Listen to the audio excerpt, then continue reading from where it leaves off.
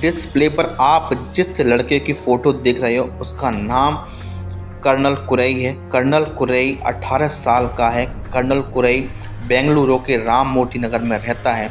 उसकी मासूम शक्ल को देखकर आपको लगता होगा कि वो कितना मासूम है, लेकिन उसने एक ऐसी घटना की है जो कि बड़े बड़े क्राइम करने वाले क्रिमिनल भी नहीं कर सकते हैं। कर्नल कुरई ने अपने बगल में ही रहने वाली सॉफ्टवेयर इंजीनियर शर्मिला डीके के साथ एक इतनी शर्मनाक घटना की कि वह बताने में भी आपको शर्म आ रही है। कर्नल कुरई के पास के घर में ही शर्मिला डीके रहती थी, जो कि एक सॉफ्टवेयर इंजीनियर हैं और उनकी उम्र 34 ईयर यानी कि 34 साल की हैं। वह एक सॉफ्टवेयर कंपनी में काम करती थी। कर्नल कुरई रात के समय उनके घर में घुसता है और घुसने के बाद उसके इरादे बिल्कुल भी अच्छे नहीं होते। यहाँ तक कि वह यह नहीं चाहता कि मैं लूट करूं या छेड़छाड़ मतलब कुछ और करूं। वह शर्मिला के साथ इज्जत के साथ खिलवाड़ करना चाहता था, यानी कि वह शर्मिला से सेक्सुअल फेवर चाहता था, यानी कि वह शर्मिला के साथ सेक्सुअल रिलेशनशिप बनाना चाहता था। लेकिन शर्मिला इसके लिए बिल्कुल भी तैयार नहीं थी।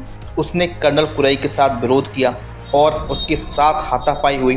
जब हाथापाई बहुत देर तक होती रही तो उसके बाद शर्मिला को गंभीर चोट आई और कर्नल कुरई ने शर्मिला का चेहरा पकड़ लिया, यानी कि उसका मुंह पकड़ लिया, और मुंह पकड़ने के बाद उसको मारता रहा। लेकिन फिर भी शर्मिला जो है उससे लड़ती रही, डिफेंड करती रही।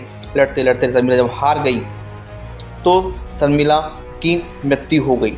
जब शर्मिला की मृत्यु हो गई, जब उसकी दरिंदगी पूरी नहीं हो पाई और जब शर्मिला की मृत्यु हो गई, तो उस कर्नल कुरई ने क्या किया कि उसने वहाँ भागने की बजाय उसने वहाँ से अपनी जो उसने क्राइम किया था उसके सबूत मिटाने की सोची और प्लानिंग करने लगा।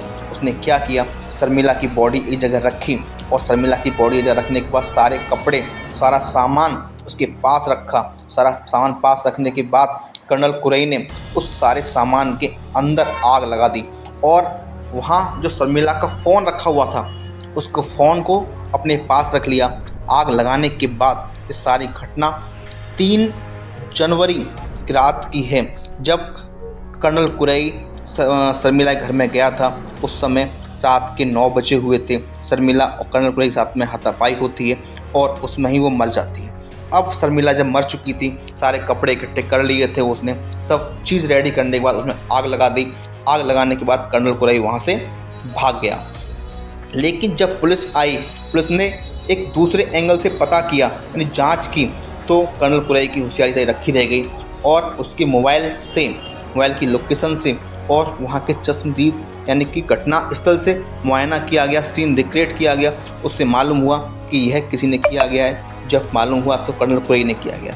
अब कर्नल कुरई शर्मिला डीके के मौत के जुर्म में जेल में अंदर बंद है।